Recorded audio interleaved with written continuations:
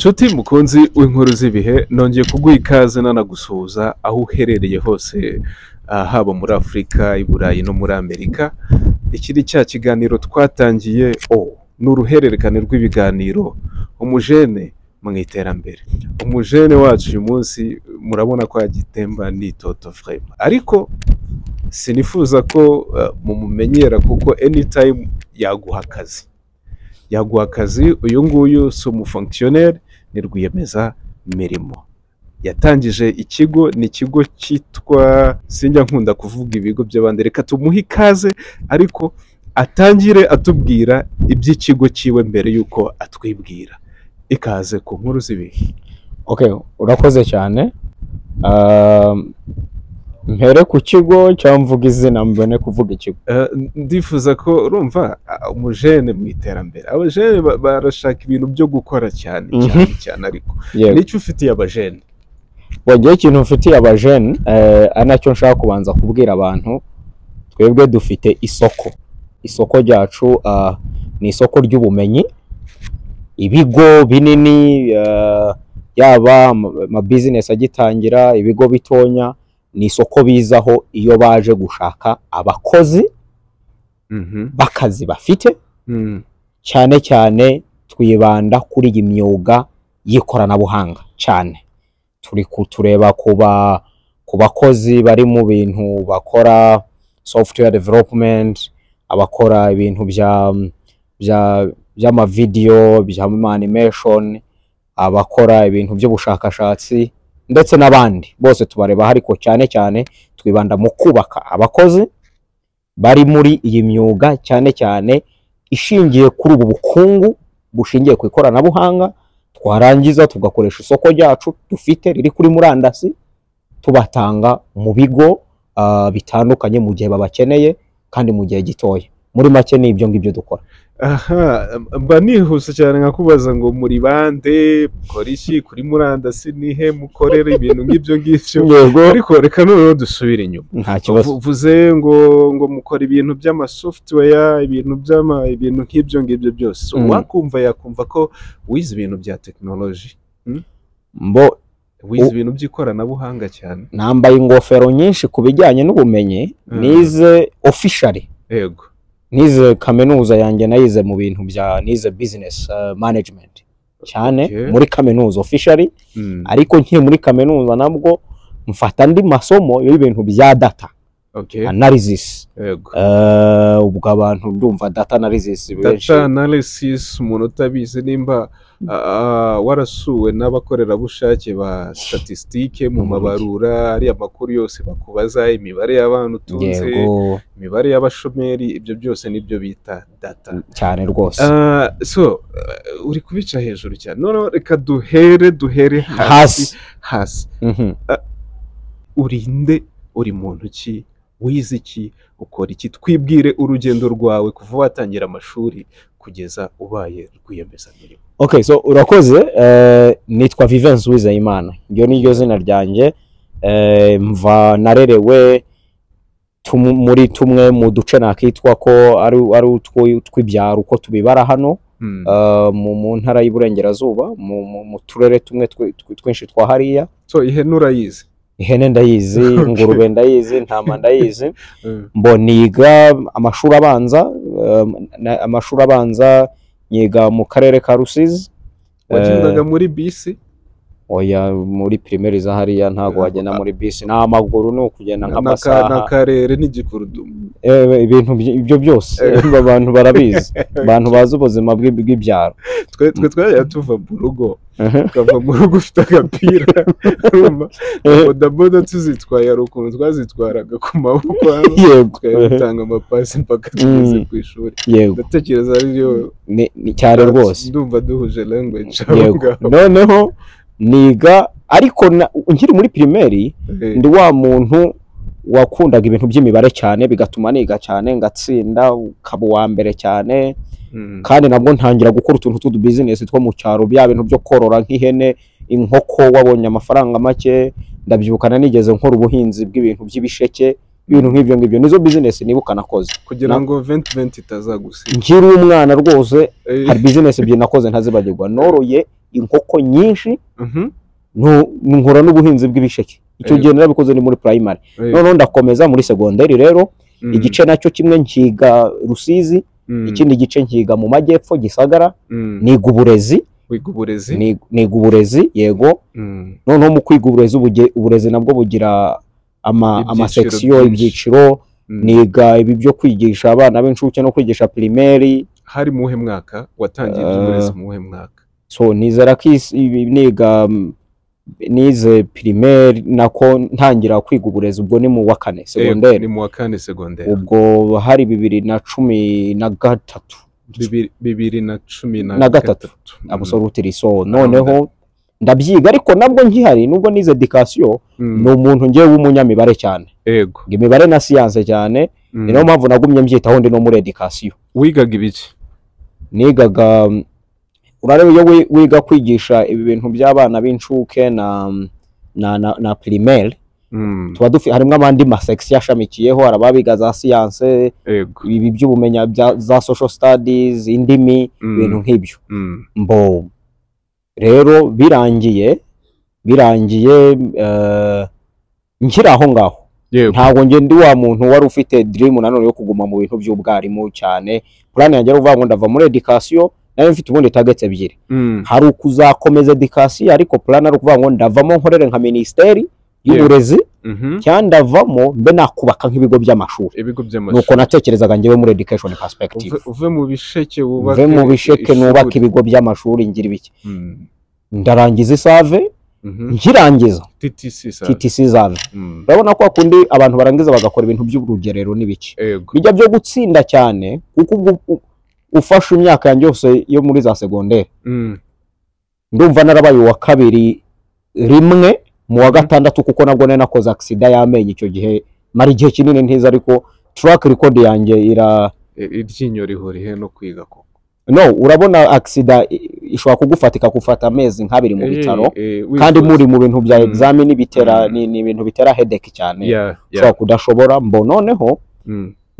ndangije nibyo nakubwiye nahise mbona akazi ko kwigisha muri privé i Kigali. Yego.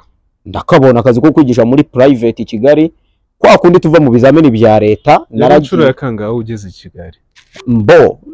Kubera ko ngewe mfite famille nyinshi zibi Kigali na mbere hose nakundaga kuba mpari.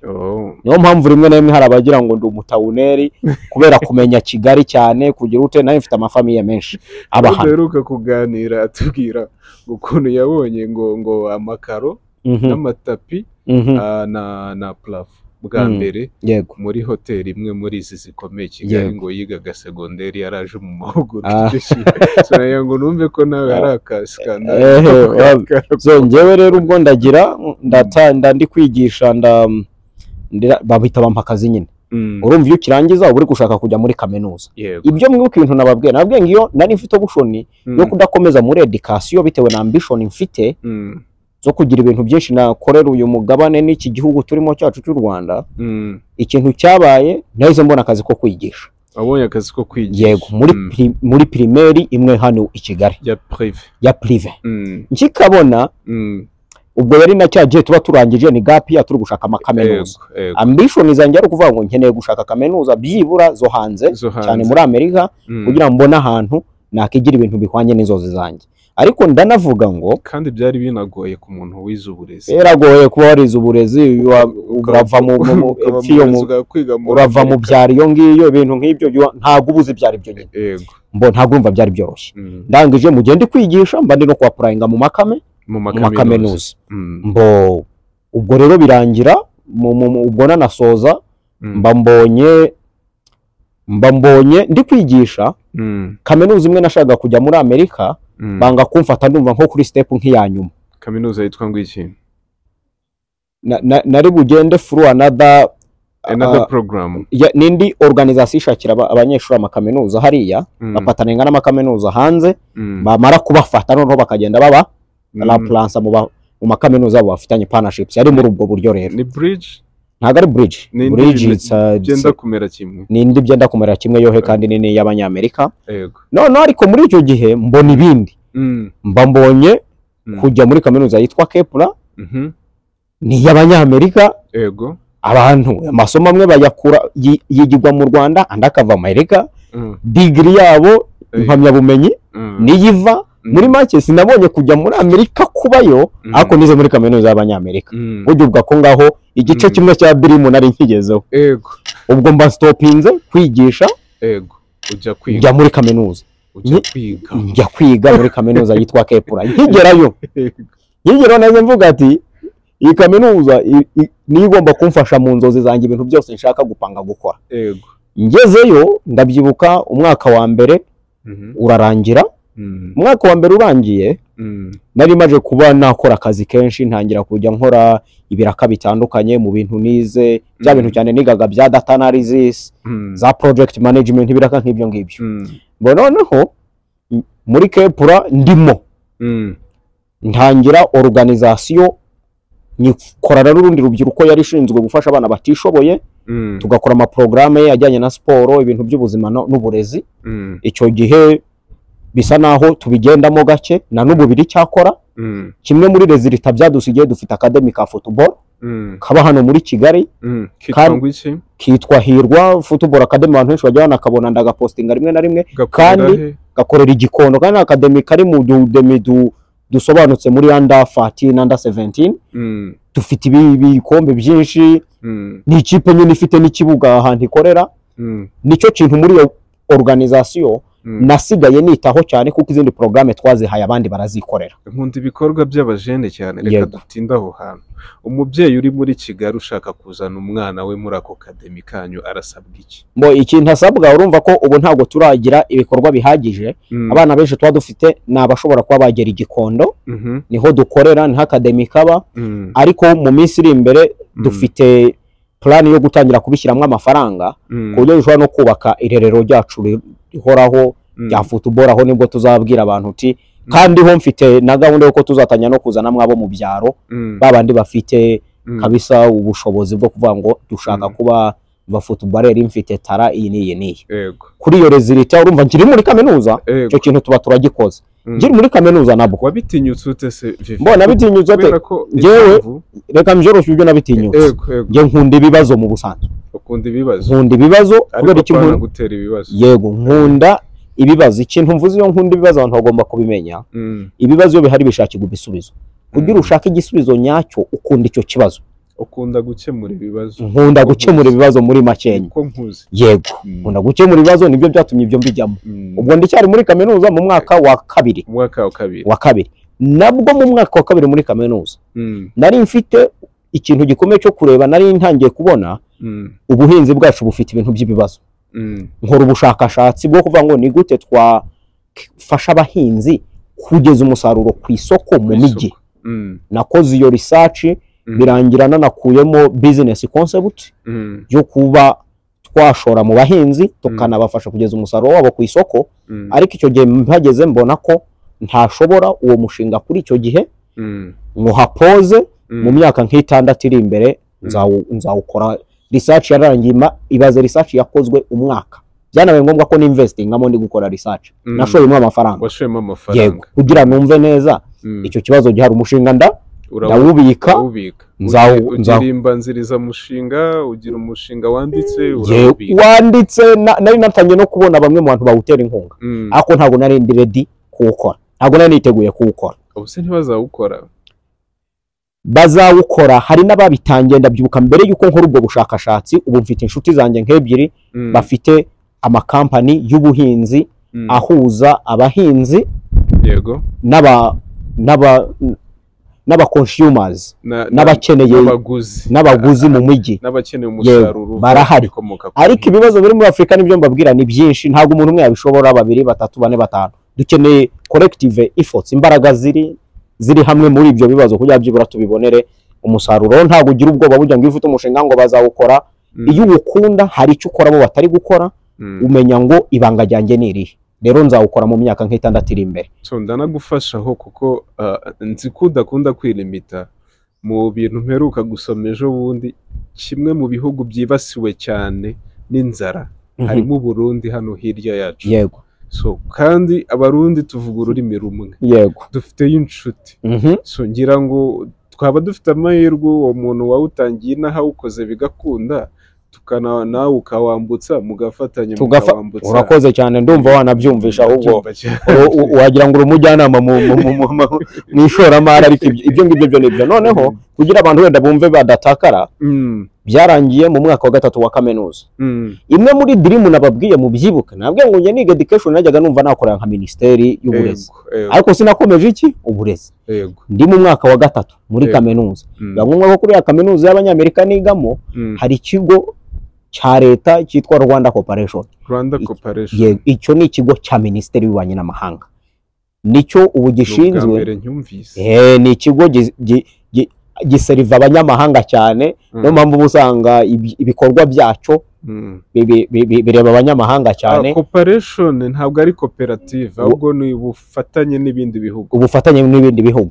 Rero mu magambo make ibyo gikora nicyo gishinzwe udushya n'ibisubizo byose u Rwanda rwishatsemo mu maministeri yose ya leta, mu bigo byose bya leta no mu bikorera.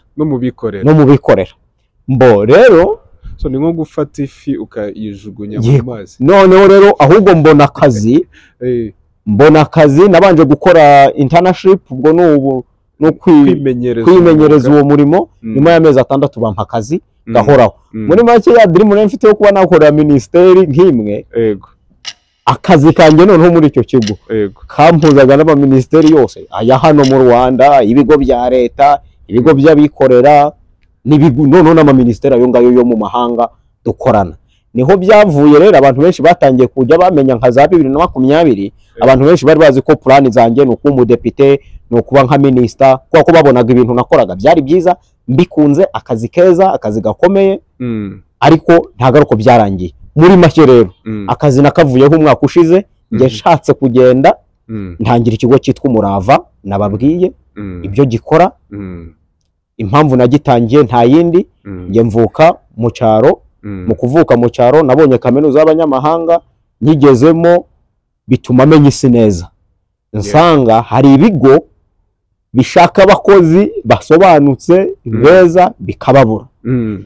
Mbona abashuti banjye benshi mfite barangije kwiga barandagaye, nta kintu bakora, bizi ibintu bidakenewe ku isoko, bizi ibintu ibigo bidakeneye. Ndavuga ngo ngomba kubaka isoko cyangwa ikiraro gihuza neza imirimo n'ubumenyi, cyane cyane nanibanda kuri iyi myuga iri mu ikoranabuhanga niho isi iri kujya, kugira ngo dukore utuzi twinshi kandi dukore utuzi dufasha Abanyafurika bari hano, tunakora utuzi twaturuka mu mahanga ariko tukatuzanira Abanyafurika bari hano kandi bakadukora. Muri make ni ibyo ngibyo, n'ubwo rugendo rwanjye ruragoye, nawe urabyumva, kandi mu myaka 5 urumva habayemo ibintu ntabwo bibara ngo birondore. Rero bisaba tubyita guhasoringa no gushabika. Nibyo ngibyo muri make nduwo ushaka kumenya, ndumva ari byo. Jive, urakoze cyane. Ungejeje n'ahantu nshaka ko dutinda noneho by'umwihariko. Umurava ni iki ku nyungu z'umujene udukurikiye? Ikintu cya mbere, inyungu z'umurava turagira ngo tubabwire ko dushaka ko umurava uba santere. Turashaka ko umurava uba ikibuga urubyiruko rwidagaduriramo mu bintu bibiri. Baridagaduriramo basangamo imirimo, baranidagaduriramo banasangamo ubumenyi. Bajya bafite ubumenyi baridagaduriramo, tubahereza utuzi mu bigo byacu dukorana nabyo. Abadafite ubumenyi bukenewe ku tuzi baridagaduriramo, noneho nabo tubigisha kugira ngo bagere ku rwego rubajyana ku tuzi bifuza. Umwana uri i Rusizi, Nyamasheke, Rubavu, Huye, umujene uri i Kigali utari kuri ofisi yanyu, nge nagusuye kuri ofisi yawe ndabibona. Kera urabizi ukuntu twaya tujyana amasivi, nzi gukora ibi, nzi kugira ibi. Ubu ngubu nge sinanabikora, birananiza pe, ariko hari abakibikora. So uwo mwana uri aho ngaho ahantu hatandukanye mu Rwanda yagera ku murava gute? Ku murava rero ndagira ngo mbabwire ko kare ntangira isoko ryacu ni isoko ariko ryubatse ku ikoranabuhanga. Icyo nicyo cya mbere ngiye guheraho. Ariko mbajije ikibazo cyiza kivuga ngo reba abantu bari Rusizi, Nyamasheke n'ibiki. Niyo mpamvu byanabaye ngombwa ko ibyo by'ikoranabuhanga turabibara tubikore, ariko tugomba ko aba bantu batugeraho. Kutugeraho ni gute rero? Ikintu cya mbere nuko basura urubuga rwacu rwitwa umurava.africa.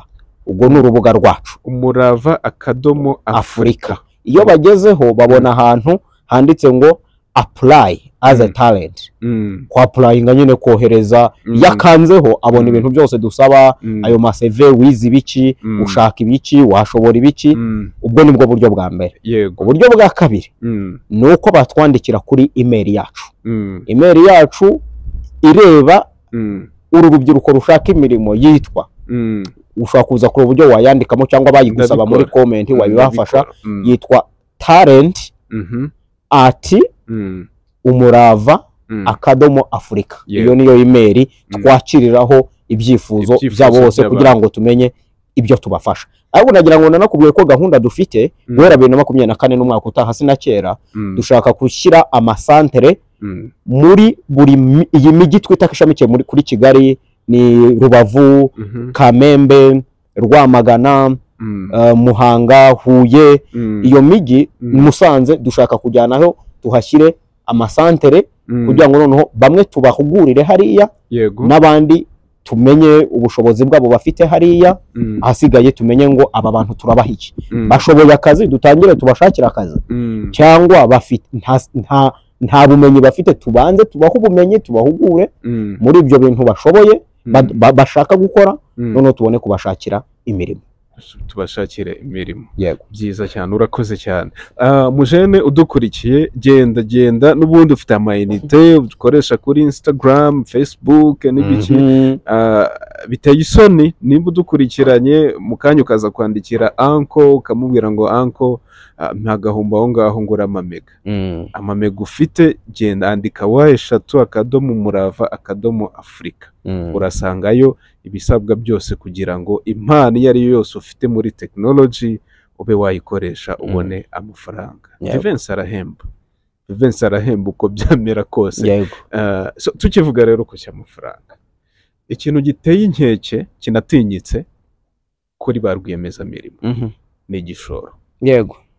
Warenze uwo mupaka gute kugira ngo cyane ko wanasezeye akazi se wakoreye amafaranga menshi, ubona urayagwije tuvuga ati reka nshore mu Murava, byagenze biti kugira ngo uvuge ngo nshyiritse ubwoba ndashoye cyangwa se ngiye gushaka igishoro? Warenze gute uwo mupaka? Hari n'ikindi kintu tuvuga ngo gukora business ni imibare. Ndagira ngo nanibutsa abantu tumaze imyaka 2 dukora, ariko tumaje guhereza abantu barenze 400 utuze. 400. Abo nabagiye gukora muri ibi bigo byacu biza kutwaka abakozi, ibi bikoresha isoko ryacu baje guhaha ubwo bumenyi, aba urubyiruko rufite n'abandi bantu bafite mu myuga yabo, ariko abakozi bacu bahoraho ari nabo bakora ibyo bikorwa kugira ngo abantu bajye mutuze, amakampani aze mu kazi, twubaka iryo koranabuhanga rero dufasha ibyo bintu kubikora vuba kandi neza. Ubu ngubu dufite abakozi bahoraho 8, ariko tuba tunafite abimenyereza 12 igihe cyose. Urumva tuba tungana nka 20 igihe cyose. Ariko nje ku kintu mbajije, urukiramende ngo rw'igishoro ngo byagenze gute? Ngiye kukubwira rero, buriya urubyiruko ruri hano rushaka no kwihangira imirimo babyumve. Nta muntu wagufasha ibintu utumva, nta n'umuntu uzaza kugufatira risk. Ufashe mu Kinyarwanda gufata risk ubuse turabyita mu Kinyarwanda ni nko kwiyahura ku kintu.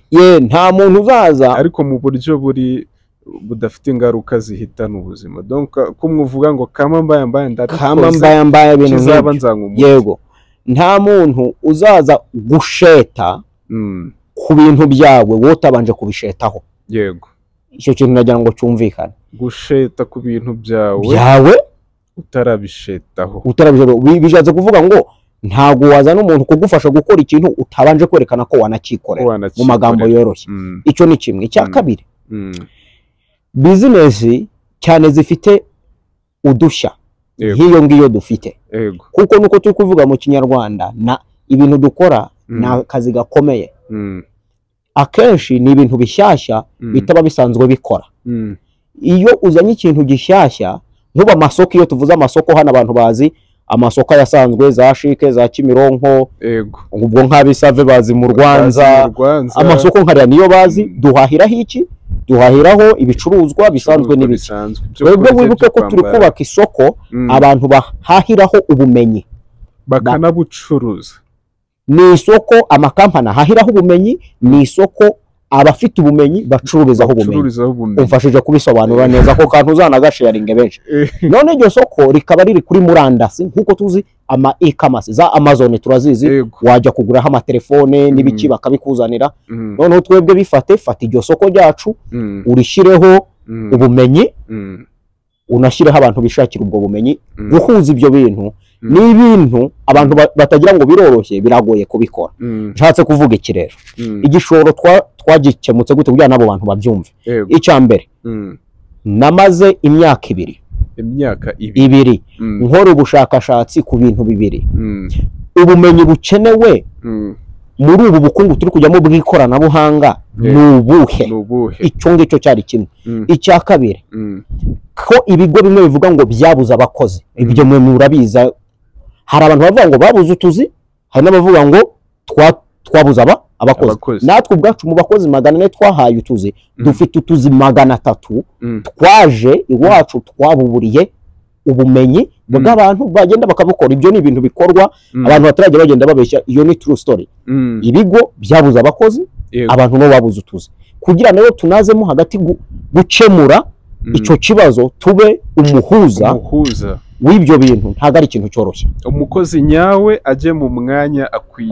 Urakoze cyane. Hari ikintu uri sinzi nimo utaranakirebyeho. Hari ibigo byabuze abakozi bifite abakozi. Ibyo nabyo vuba aha turabizamo, ariko ibyo ntago beshye. Niyo mpamvu mbona bidatera imbere cyangwa bigahomba. Ubu nicyo bishatse gusobanura. Noneho rero twabanje ubushakashatsi bw'imyaka 2, ntago ari ikintu cyoroshye. Ndagira ngo manze mfunge full stop aho ngaho. Twakoze ubushakashatsi. Ukora ubushakashatsi ushora ibintu byinshi, umwanya, imbaraga, amafaranga. Ibyo byarakozwe. Turangije kubikora, twe tunatangira abakozi bacu benshi. Hari abo dufite bakora nk'ibigo biri za Amerika baba hano mu Rwanda bakora online. Hari nabo dufite hano bakora n'ibigo bya hano bakorera online. Bahembwa amadolari, bahembwa mu madolari, bahembwa amafaranga menshi. Hari abana duhereza utuzi bahembwa kuturusha. Tufata nk'umwana wo mu software developer cyangwa mu graphic designer wa hano, ubonye akazi ka Amerika barabona ngo 500 ku kwezi. Umu graphic designer, umwana wo mu software developer hanze byibura iyo dutanze umukozi hanze wo mu software developer tuba tuzi ko byibura munsi ni amadolari 1000 ku kwezi. Iyo ni miliyoni ihembwa bakenya, namwe hano murabizi. Umwana muto w'imyaka 20 ni ngatangira gukorera ayo mafaranga. Uri kumva icyo kintu mvuga? Noneho rero ikiba rero icyabaye ni igiki? Twebwe twabanje no kumva neza ibintu dushaka gukora. Turi n'ingero nziza. Wibuka aho navuye? Yego. Naho ngeze, ndi umuntu wiyubakiye ubumenyi, njya mu kazi nkora neza, ndi n'umuntu wumva neza. Gukora umukozi byasaba iki? Gukora neza byasaba iki? Yanashyika ahantu gute? Uri kumva icyo kintu? Icya mbere, twakoze ubushakashatsi buhagije. Natwe ubwacu turi gukora ibintu twumva dufitiye experience dukunze na testimonials. Icyo ni icya kabiri. Icya gatatu, ni hajya rero ngo urugamba rurakomeye. Iyo wiyemeje gutangira ugomba gutangira. Twaratangiye turashabika. Iyo ugiye gutangira wiga vuba. Vivensi nizi ibintu ubundi bitatu. Hari icyo nababwiye ariko nize bitatu. Harimo business management, harimo ibintu bya data analysis, ariko nyuma nafasheho na ICT n'ibintu bya coding. Ibi byo gukora ama web n'ama software development buriya nabyo nabyizeho. Wabyizeho? Nambaye izo ngofero buriya 3 mbifitemo. Ubu ngo muri software development ngicyo nkora, nge managinga ahubwo bubaka ama software. Niyo kariyeri yanjye. Nzamo cyane kuri product management. Nimo nza iyo naje muri software development. Urumva nambaye ingofero nyinshi. Ikindi nize education ifite psychology ikomeye mu bintu byo kubaka abakozi. Ibyo nabyo ugenda urahuza. None byo kumenya uko ufata umuntu ufata umuntu imico ye ni iyihe, yego imico ye yahura gute n'iki kigo, urumva ni psychology twize kera muri education. none rero nirukanka uba ufite nk'ubumenyi bumwe ugomba kwiga kumenya gucunga amafaranga, kumenya kuyashaka, kumenya gucuruza, byose urabyiga uhita utangira kwiga ibyo bintu byose vuba. noneho icyo ukora rero gikomeye nta kindi ni ukwerekana ko ibintu uvuga bishoboka. yego uragenda ugashaka nk'abakiriya babiri ukababwira ati dore ibintu ducuruza, serivisi zacu nizi, mutwemerere dukorane, dushobora kubahereza iri soko ryacu akaba ari ry'ubu murajya muhahiraho ubumenyi n'abakozi mukeneye mu bigo byanyu.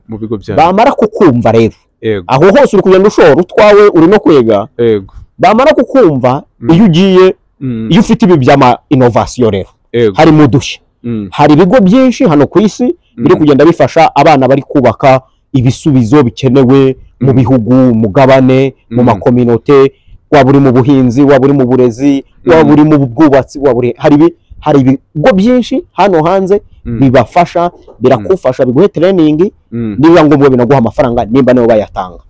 twatangiye kubona amafaranga muri ubwo buryo bwo kuba dufite organisation, ariko nabyo bisaba guhatana. urumva abantu baba bishaka ari benshi. Icyambere ntabwo mwabonye amafaranga muri bwa bushakashatsi bw'imyaka, wayakura hehe? Icyo ni icyambere. N'umwaka wa mbere ntayo twabonye turi gushora imbaraga zacu, imbaraga zanyu mu guhura n'andi makuru. Yatangiye kuboneka amafaranga ari uko twafashe urugamba rwo gutangira, nibwo byatangiye kuboneka. Mufite ibintu bifatika bigaragara. Ibyo rero ikintu nashaka kubwira urubyiruko, utangira kubona amafaranga iyo ufite ibintu bifatika. Nta nabaho urugero rworoshye. Hari banki yaguhereza inguzanyo se udafite babyita ingwate, ntawayiguhereza. Nicyo bisaba rero, bisaba kubanza kurwana no gusonza cyane. Urumva ngiye navuye ku kazi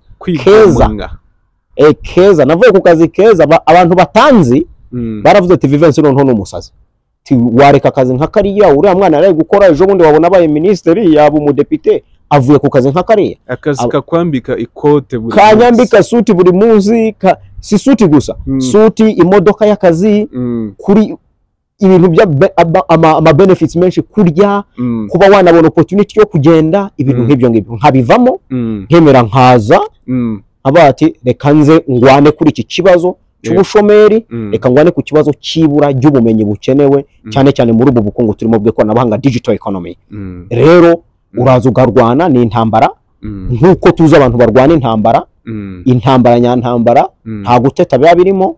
Warangiza bugiye umaje kugira ibintu bifatika, abantu bagenda baza bakavuga ati twabaha amafaranga, twabashoramo amafaranga, abakiriya banini baratangira babizere, ibintu nk'ibyo ngibyo. Nuko twarenze ikibazo cyo kuvuga ngo igishoro ari uko twabanje kwishora ubwacu. Mwarishoye ni ukwishora wowe ukabanza ukavuga ati reka nitange nta gundi. So muri make nta duturutseho wahereye ubundi nta wagushorera utashoye. Njye nabikubwiye tugitangira niko bimeze. kugira ngo reka mbwire urubyiruko runanyumva. Njyewe imyaka 10 ntangiye umurava, nzasigara mu murava ndi part time, nababwira ikintu nzaba ngiye gukora. Njyewe nshaka kuzubaka banke ariko yita ku mishinga mitoya y'urubyiruko. Mu myaka 10 baze guhera 2020 nzakora icyo kintu. Uzakora icyo kintu kandi ubu natangiye nabwo kubikora, ko maje gushora mu mishinga mito y'urubyiruko. Iyi ngiyi ikeneye hagati y'500,000 cyangwa miliyoni 3.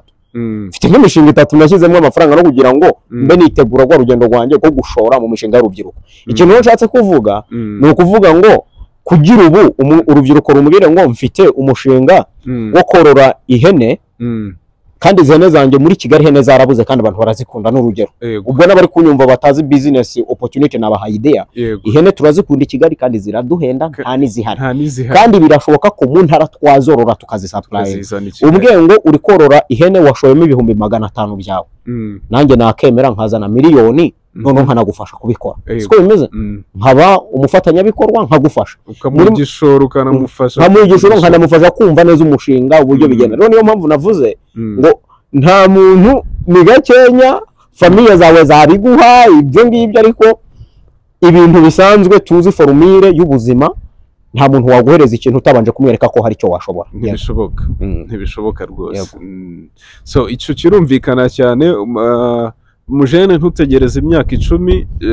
Vivensi akoresha imbuga nkoranyambaga cyane, akoresha Facebook ndakubona inshuro nyinshi, yego, agakoresha n'urubuga rw'abakozi ruri professionnel LinkedIn, yego, uza niwandika umurava kuri LinkedIn inshuro nyinshi Vivensi uzamubona, yego, akunda gucishaho amakuru y'umurava cyane. na Instagram ndayikoresha, yego, na Twitter ndabikoresha byose kandi at maximum, na TikTok, na TikTok.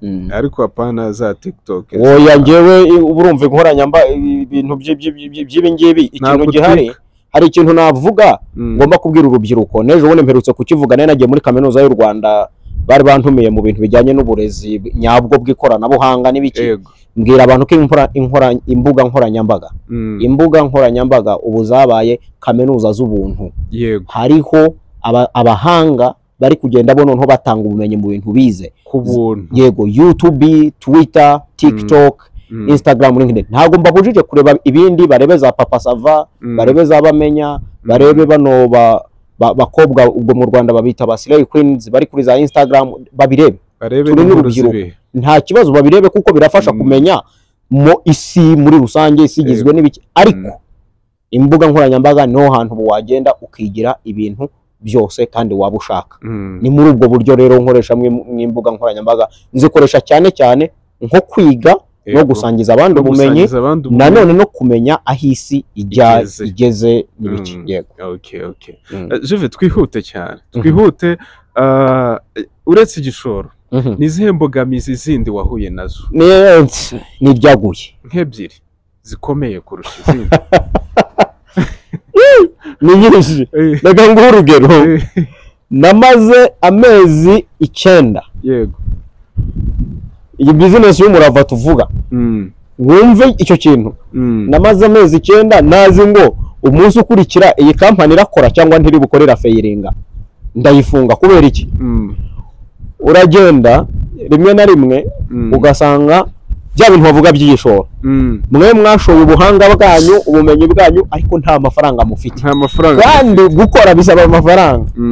Ubu usanga ni ukwicara utegereje ngo wenda twagize Imana tubone uyu mukiriya azatwishyura ejo tubone gukora. Natabishyura ejo ntabwo muri bukore. Biraba ngombwa ko ubwira inshuti, nguriza 100, nguriza 500, nguriza bitewe na network ufite n'amafaranga babona. Hari abayakwima, hari abayaguhereza. Abari ibibazo byinshi bijyanye n'iki ibura ry'amafaranga byo ngomba kugera kuko kiri mu bintu bigoye cyane. Icyo ni kimwe. Icya kabiri kikomeye, none kuvuga ngo ndabona abaguzi b'ibintu nkora mfite icyo ubundi iyo unagishoboye ubundi business babaye business kuko uragenda ubwira abantu ibintu usange basanzwe bafite abandi bantu babibahereza, bafite ubundi buryo babibonamo, bafite reception yakira envelope. Yego, kugira bakumve uzanye ikintu gishyashya biragora, bisaba rero kwihangana. Dufite abakiriya bagiye batwemera gukorana natwe, ibigo binini cyane, tumaze umwaka tubiruka inyuma, tumaze amezi 5 tubiruka inyuma, 6 tubiruka. Hari n'abaza ahubwo bagira ngo ese ntimurafunga ko noneho twumva twakoresha services zanyu. Wumvishe gushaka abakiriya biragora, wumvishe gushaka abakiriya biragora. N'ibyo bintu bibiri, ibura ry'igishoro twavuze, ariko nanababwira uburyo warwana nabyo. Icya kabiri ni cyo ngicyo nyine nari nkubwiye kijyanye na ntuze nyine no kuvuga ngo ndabona abarya abagura ibyo nkora biba bigoye.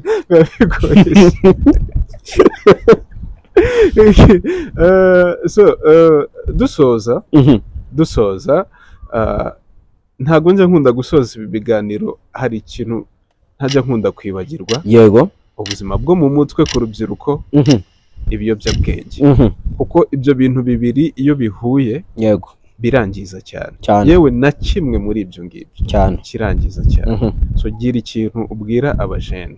Urabizi ngewe nabikubwiye kare, usanzwe nanze amuma of really mathematic oriented person. Yego, ibintu byanjye byose birimo imibare in simple terms. Nge mvuga ibintu nzi.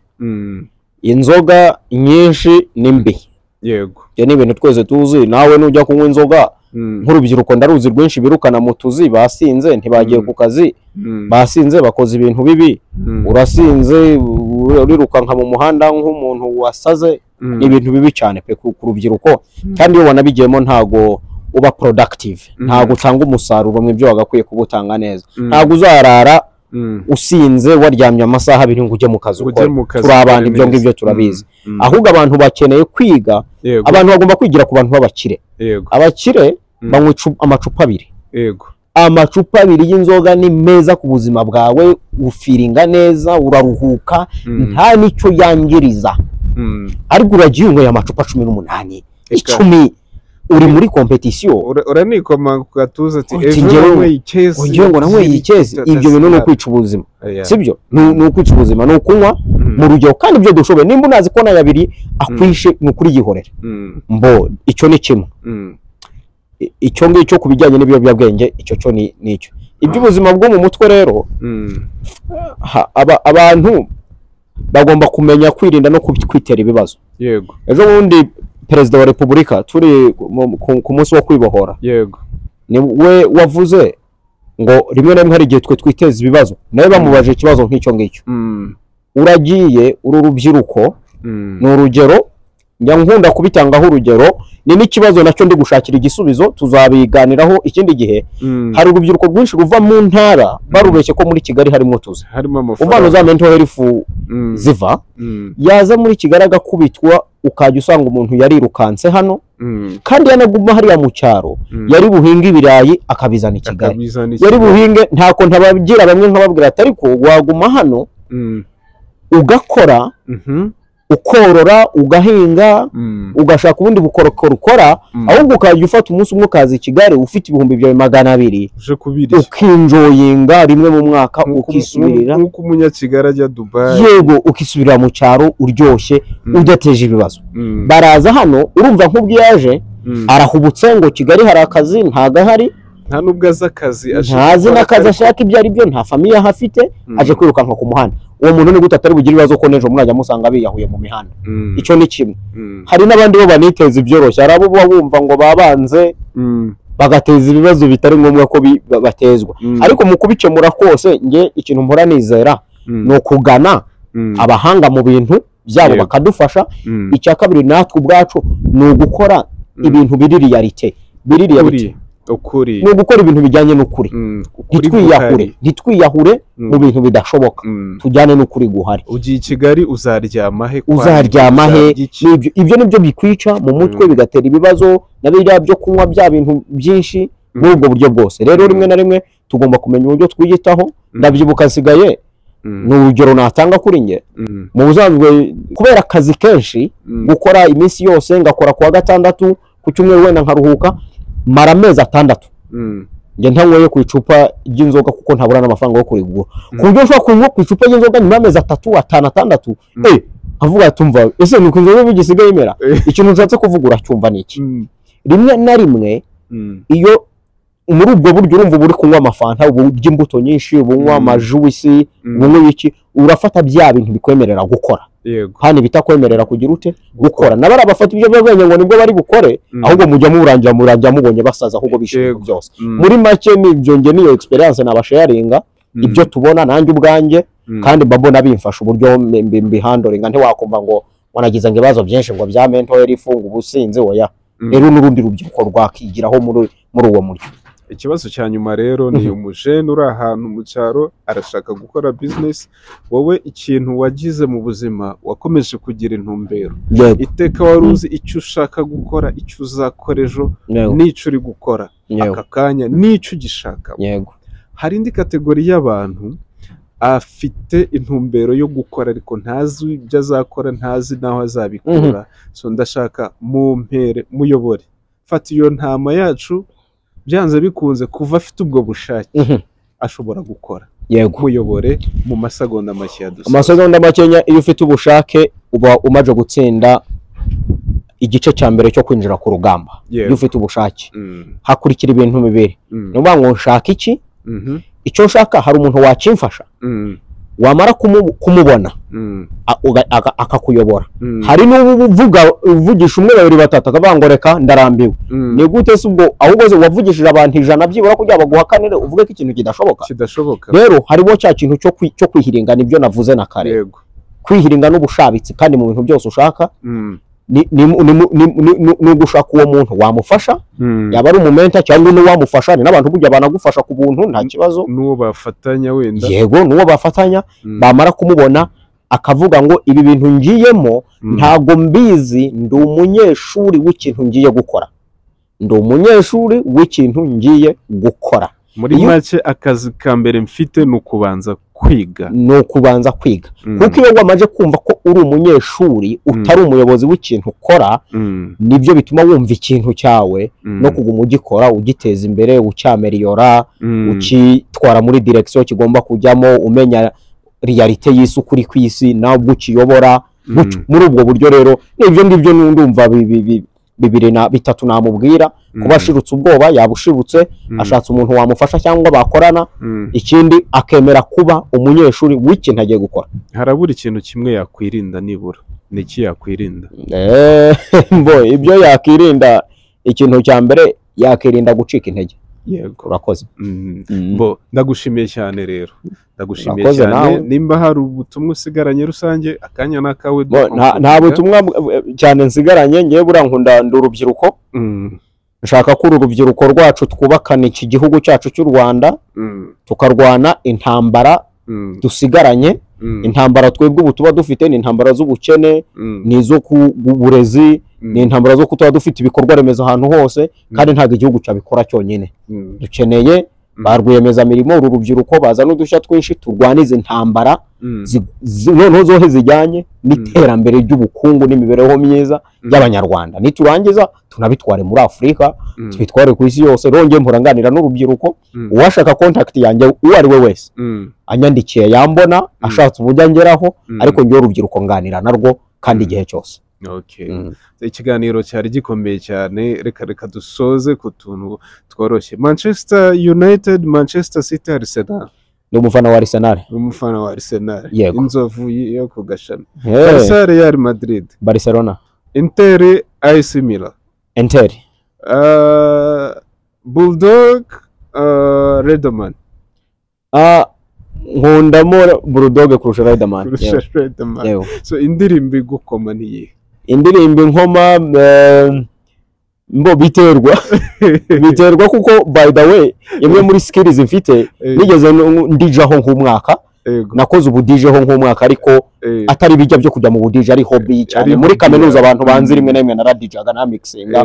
Mbo numva imiziki myinshi, wenda umuziki ndi gukunda muri iyi minsi ndiho ndumva cyane. Hari indirimbo y'inyarwanda ndiho ndumva cyane ya Ariel Ways na Dani Nanone. Hari indirimbo yabo ndiho ndakunda cyane. Umva mahadko n'ubundi Dani Nanone ararapa. Yego, ariko numva umuziki cyane ngewe wa Nigeria. Yego, Afrobeat. Ndagushimiye cyane. Unongeraho ko ndi umufana wa Rayon Sport, ntubyibagire. Gikunde ukomeye cyane. N'abafana ba pera ariko nibibabuze gukora. So nawe ubutaha rero Jivency, urakoze cyane. Umva wakoze kabisa.